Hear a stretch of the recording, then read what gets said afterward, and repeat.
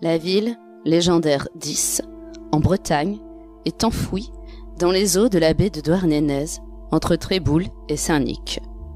La légende veut qu'elle ait été submergée à cause des péchés de ses habitants.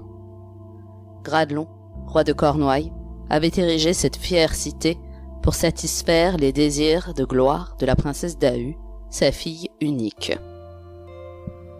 La ville, située au péril de la mer, se préservait des assauts furieux de l'océan par une digue percée d'écluses dont seul le roi possédait les clés. Grâce à un commerce maritime florissant, Is devint rapidement riche et prospère.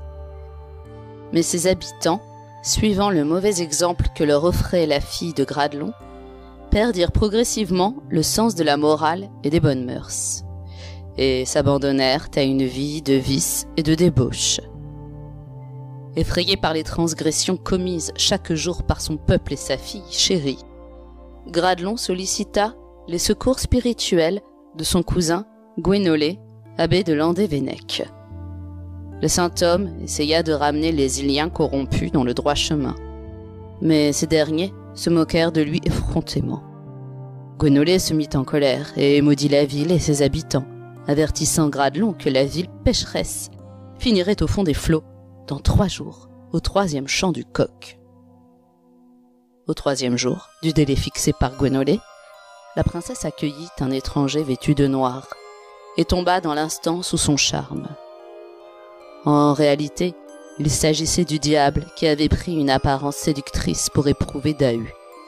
Sur ses demandes pressantes, la princesse se rendit dans la chambre de son père pour dérober les clés des écluses de la digue et les confier à l'homme en noir.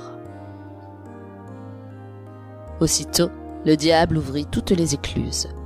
Les flots tumultueux de l'océan envahirent la ville, submergeant tout sur leur passage.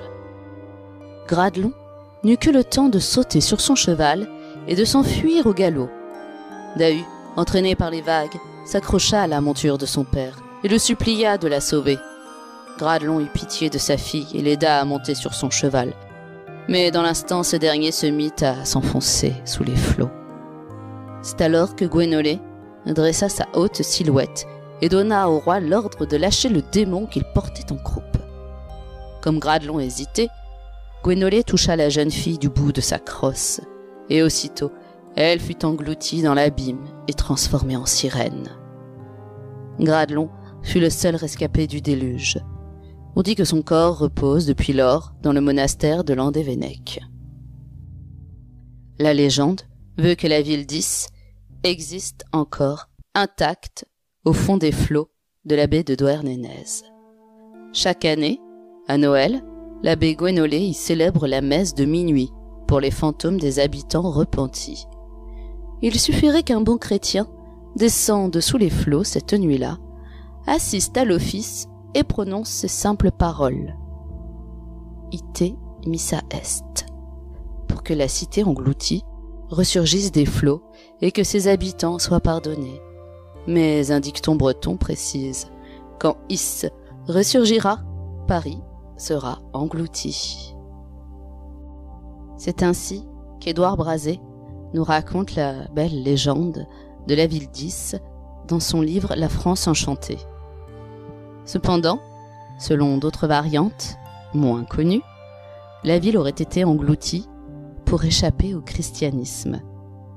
La princesse Dahu, effrayée par la montée de cette religion dans sa région et ayant peur que sa ville chérie soit atteinte, aurait prié sans doute le dieu Lugh, d'après les variantes que j'ai pu entendre, de préserver son peuple du monothéisme, et ainsi les habitants auraient été préservés grâce à la mer et tous auraient été transformés en sirènes.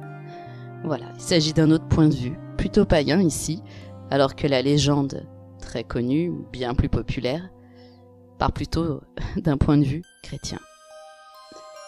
C'est ainsi que se termine cette histoire, cette légende. J'espère qu'elle vous a plu. Si c'est le cas, pensez à laisser un petit pouce, à vous abonner à ma chaîne, à partager cette vidéo. Cela serait très profitable à ma chaîne. Merci.